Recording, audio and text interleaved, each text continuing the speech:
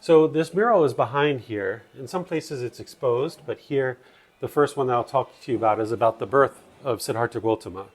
At the time, his mother was the queen and she was married to the king. And during this time frame, when you were getting ready to deliver a baby, they would take you home to your homeland. They organized a caravan and they were taking her home. And as they were taking her home in order to deliver the baby, she goes into labor. And they stop the caravan and she gets out and she comes over to this tree and she holds on to the branch and she's trying to deliver the baby out through the birthing canal. But he wouldn't come out. So he breaks through the side of her stomach. That's why she's holding her hand on the side of her stomach. And she ends up dying 7 days later because of this. Nowadays, we would just do a C-section and it would be no problem whatsoever. But they didn't have that technology back then. So she ends up dying 7 days later. And because death of the mother wasn't uncommon during this time frame, they actually had protocols in place that if you die during childbirth, your siblings would adopt your child. So her older sister adopted Siddhartha Gautama as her own child. So his aunt was his stepmother. It's said in the original text that as soon as he was born, he walked 7 steps, lotus flowers blossomed under his feet, and he spoke and he said, "This will be my last birth." But I think this is an embellishment of the story, because if this was actually true, the next part of the story wouldn't actually be needed. So this is the birth story of the Buddha. But he's not a Buddha yet. He's just Siddhartha Gautama. Okay? So here, what we've got is we've got the king and now his stepmother who have summoned advisors. We might refer to them as fortune tellers, to tell the king what his son was going to become. He was interested to know what his son was going to become. So 108 people came and let him know what was going to go happen with his son during his life. 107 of those people said to the king, "Your son is going to be a great ruler, a great monarch. He's going to rule over your kingdom, and he's going to expand your kingdom very far and very wide." And his father's like, "That's my boy. All right, yeah." Well, there's this one advisor who came in and apologized to the king and said, "Sir, I'm so sorry. I overheard those other advisors, and they're right. He's going to be a great leader for sure, but he's not going to be a monarch and a ruler. He's going to be a great spiritual leader."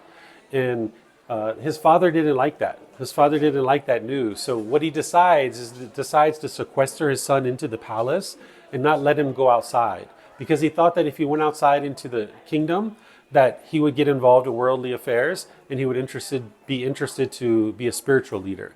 But instead, he decides to sequester him into the palace. He gives him like amazing gifts and fabrics and food and entertainment, beautiful women bathing him and taking care of him. Everything you can imagine that a rich royal family could give to their son, he gave it to his son in order to try to kind of woo him into the way of being a monarch and a ruler, because he wouldn't be able to get that kind of lifestyle any other way.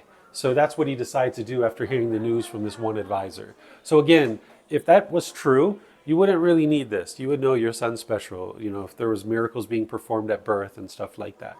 Okay, so now from here, Siddhartha Gautama is in the palace for 29 years. Okay, so that's where we go over here.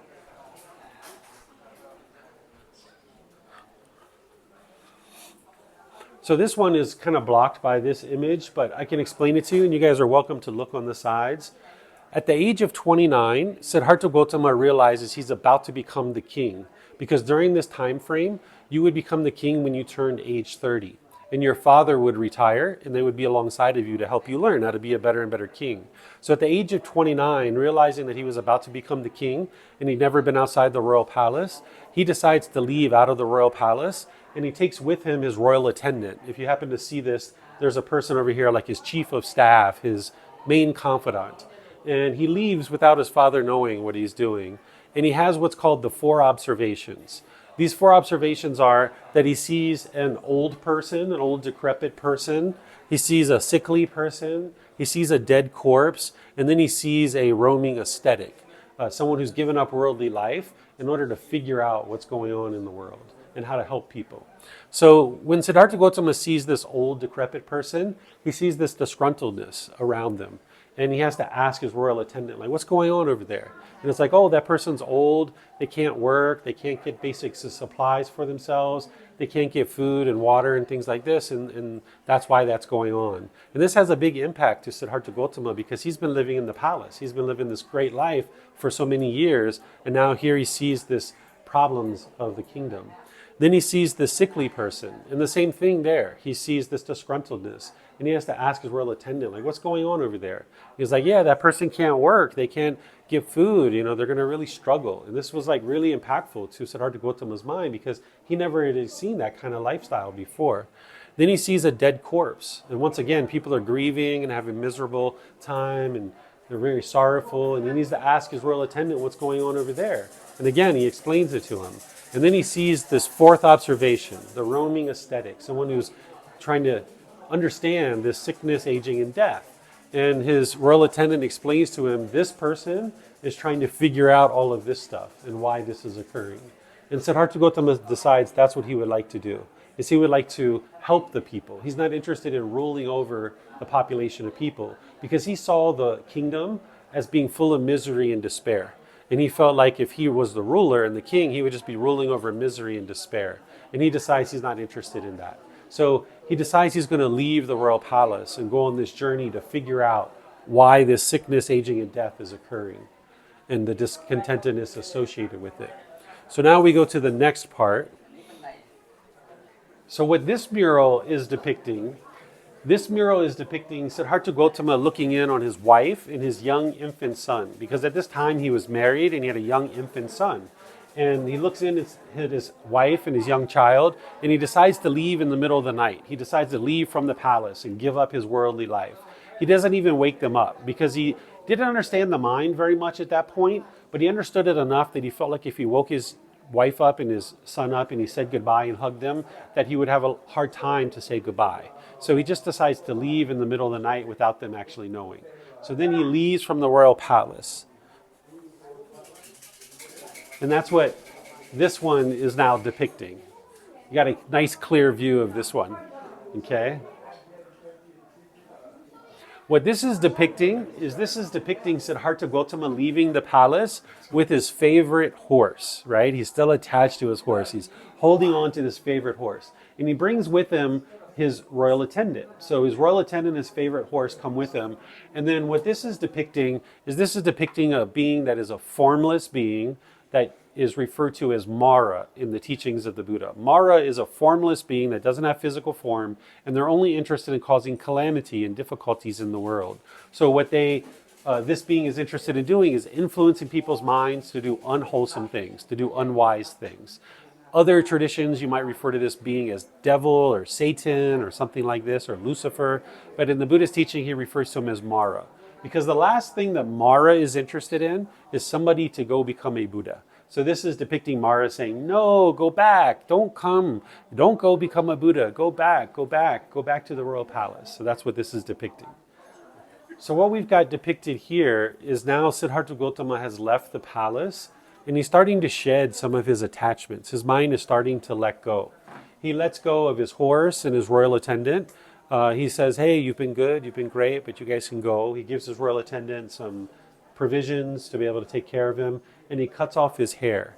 During this time frame, if you were a member of the royal family, you would grow your hair very long. And this is how people knew you were part of the royal family. Because us commoners who were working out in the field, we couldn't grow long hair because it would get tangled and knotted and dirty.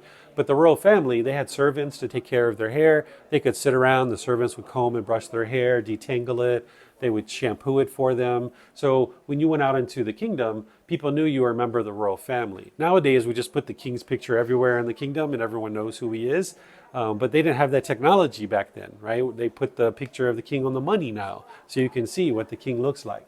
But during this period of time, they didn't have that. So they would grow their hair very long. So him cutting off his hair is like, I'm never going back. Because he's been growing this hair for 29 years. Nobody would ever believe that he was the king if he tried to assume the throne. So cutting off his hair is like, I'm never going back. It also helps you do other things by cutting off our hair. It helps us to realize non-self, to eliminate personal existence view. You don't have to cut off your hair in order to get to enlightenment, but this is one very impactful thing that you can do to detach from your self-image or your self-identity. And this helps to train your mind to be more peaceful and joyful.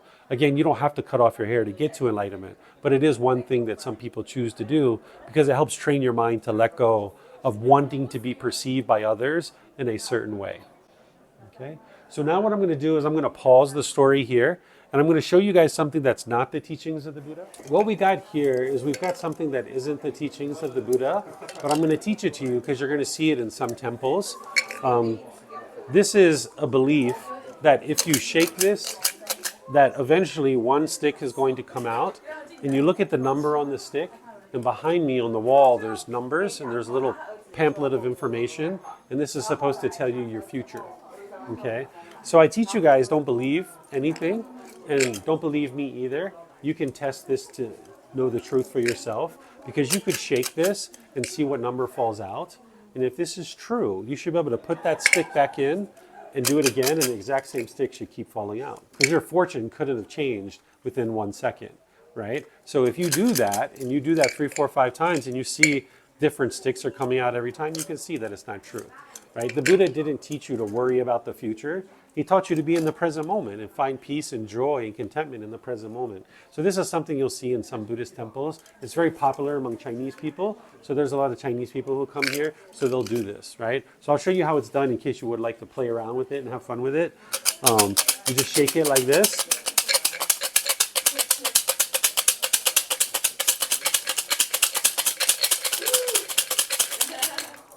Okay, so this is number, what is that? Number 9 or number 6. Not quite sure. Right? Okay, so now we put it in, and if this is true, we should get exactly the same thing, right?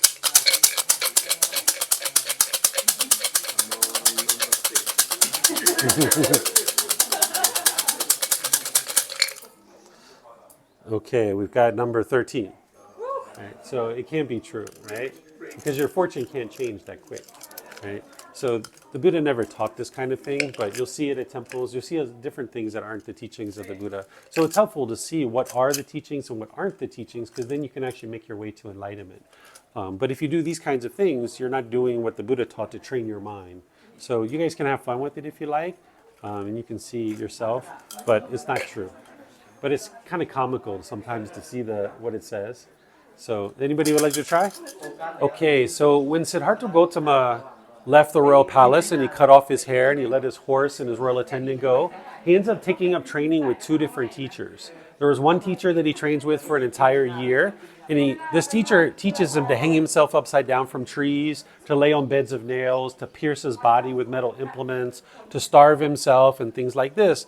And the thought was that if you could cause harm and pain to the body and your mind could overcome it, you would get to enlightenment. Because these people were claiming that they had gotten to enlightenment. So Siddhartha Gautama, trying to solve these problems, he decides to take up training with these people. And after 1 year, this first teacher says, "Oh, you've mastered my teachings. You can now teach my teachings." And Siddhartha Gautama realized his mind wasn't any more peaceful than it was when he was in the royal palace. So he goes to the next teacher. And the next teacher essentially is teaching him the exact same things. And now after 1 year, he masters that person's teachings. And again, the teacher says, "Hey, you can teach my teachings. You've mastered what I have to share."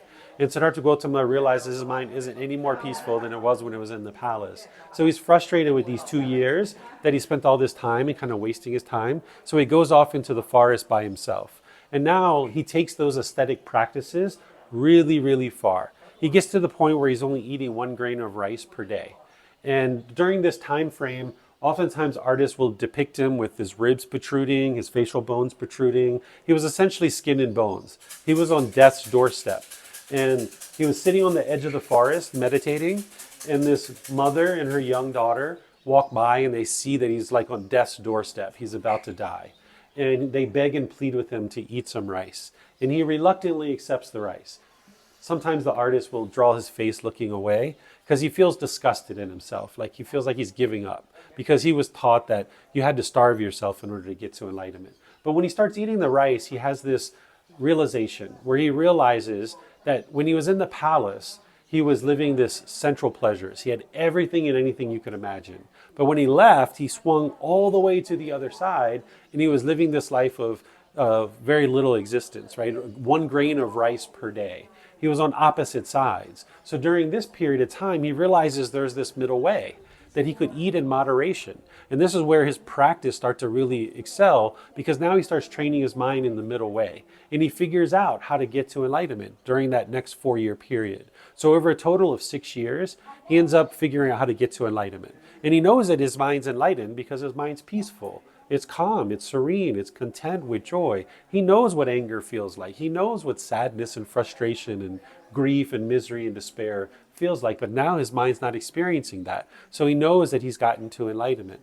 But he's not sure if the world is ready to learn what it is that he has to share, because what he had to share was so different. Everybody was hanging themselves upside down from trees and starving themselves and doing all these other things, and he wasn't doing that. So he goes to this tree and he hangs out for about 7 weeks trying to decide whether or not he's going to share his teachings. Well, we know what he ultimately decided was to share his teachings, and that's why we're here today, is that he did go share his teachings. And that's what I'm going to share with you when we get over there. There's a depiction of him sharing his first teaching. Here, this is a lot of Thai folk tradition around the rest of the temple. But when we get over there, there's a depiction of him sharing his very first teaching. But before we do that, we're going to make another stop so you can see some things that aren't the teachings of the Buddha again, and then we'll go over there and finish up the story. Okay, so I brought you guys in here because there's things that happen here that aren't the teachings of the Buddha that will actually help you to understand what the teachings of the Buddha are. So here, what they do is if you would like to make a donation to the temple, you come in and you make your offering to this monk, and then this monk is going to have this little water, this little urn of water, and you pour it out. And while he's chanting, the thought is that whatever good deed that you did, you're transferring it to your dead relatives. But this isn't what the Buddha taught, because when you're practicing generosity, the benefit is training your mind to be to let go. It's training your mind to not be selfish. You can't transfer those benefits to somebody else. So this is a rite, a ritual, or a ceremony that is not part of the teachings of the Buddha, but you'll see it in various places associated with Buddhism. And then after they do that, they might sprinkle some water on you. This is called namun. It's like blessed water or sacred water.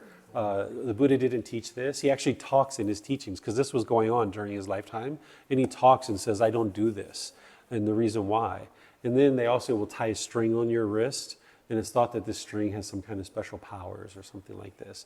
But as you guys have learned through the classroom that you've been learning, is it's all about training your mind. It's about cultivating wisdom. These kinds of things, while they go on, it's not part of the teachings of the Buddha. So during the lifetime of the Buddha, there were people called Brahmin, which are like Hindu priests, that were doing rites and rituals and ceremonies and worship, and they were being paid for this. And the Buddha knew that these things didn't lead to any kind of beneficial results, but people were doing it. So as they were learning more and more with the Buddha, they learned that these rites, rituals, ceremonies, and worship that they were paying the Brahmin for, they don't actually lead to better results in your life. It's through training your mind and cultivating your wisdom. But nowadays, the monks have almost become like the Brahmin, that they're performing ceremonies and rituals for money, when in reality, that's not what the Buddha actually taught. He taught you to train your own mind. And that's where, if you learn his discourses, you can learn how to do that, where through training your mind, you can get to the peace and joy of enlightenment. So there's some different things here that you guys might decide to look at. This statue in the middle with the big flame around it, this is from a place called Pechanalok, Thailand. If you guys have been there, there's a temple called Wat Doi. That temple, the Buddha image that's there, that's considered in Thailand to be the most beautiful Buddha image anywhere in the country. And this is a replica of that. Of course, the original one is much nicer than this, but this is just a replica. So if you ever see this one, that is depicting that image from over there. Now we got a little kitty cat. This white image right here, this one is from what style? Do you guys remember? You're thinking about why they first started making statues. But what period? We have Ladna style, Sukhothai, and the Ayutthaya. Claire, do you know what this one is? Over here, the white one? Yeah, this is the Ayutthaya style. Yep. This is just a monk that people would know in the local area. The black one over there, that's the Sukhothai style, the very clean lines, very simple lines. Okay. What we've got here is we've got a depiction of the Buddha now, because he's enlightened, giving his very first teaching. You see the lotus flower underneath of him. This isn't something that actually occurred. This is just the artist's representation, right? They've got him propped up on a pedestal. This isn't what actually occurred. This is the artist's representation of him. In reality, what happened is he was walking from that tree that he was at contemplating for 7 weeks, and He ran into 4 of his previous classmates and 1 of his previous teachers, and they started laughing at him and joking him and mocking him because he had meat on his body. He looked bright, he looked healthy. And to them, to get to enlightenment, you had to be starving yourself. And they looked very old, old and very disgruntled because their bones are protruding and all this kind of stuff. They thought he had given up on enlightenment and went back to the palace. So they laughed and joked and mocked him. He knew he was enlightened. It didn't affect his mind. By the time you get to enlightenment, people can say whatever they would like to say. Your mind's completely peaceful and joyful. So he walks over, he sits down on the ground, he takes his hand and he touches the earth, and he performs that miracle that we talked about, where the animals come to where he's at.